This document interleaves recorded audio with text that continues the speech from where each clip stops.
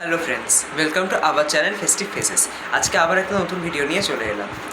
কালকে আমি গেছিলাম আমাদের এখানকার একটা ড্যামে, যেখানে অজস্র পদ্ম হয়। আর সবথেকে অদ্ভুত বিষয়, সেই পদ্মগুলো নিজের থেকেই হয়েছে, সেই পদ্মগুলো কেউ চাষ করে না।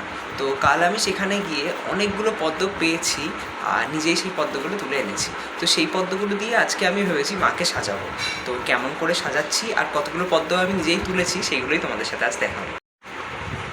তো এই দেখো, মোটামুটি 12খানা পদ্ম আমি তুলে এনেছি। সেখানে আরও অনেক অজস্র পদ্ম ছিল, কিন্তু ভাবলাম অত পদ্ম তুলে করবোই কি, তাই এই 12খানা পদ্ম তুলে এনেছি।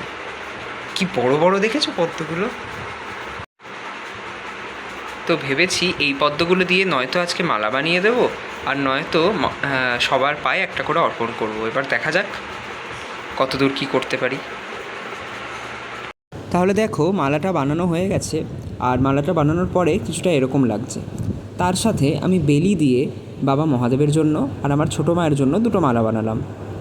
তাহলে এবারে পরিয়ে ফেলা যাক, আর পরানোর পরে তোমাদেরকে দেখাচ্ছি। পরানো হয়ে গেছে।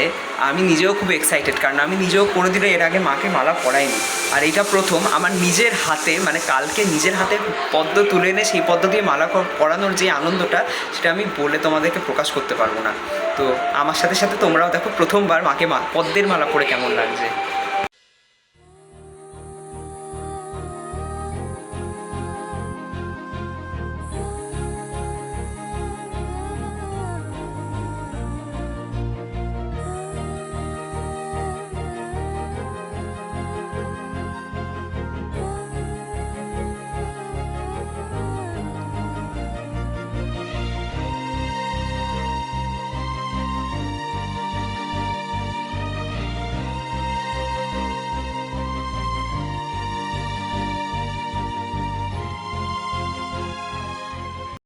কেমন লাগলো মাকে মালাটা দেখে, মালাটা পরিয়ে অবশ্যই তোমরা জানিও। আমার তো, আমি মনে মনে খুব খুশি। এবারে তোমরা অবশ্যই জানিও যে কেমন লাগছে। আজকের ভিডিও এখানেই শেষ করছি। দেখা হবে আবার পরবর্তী কোনো একটা ভিডিওতে।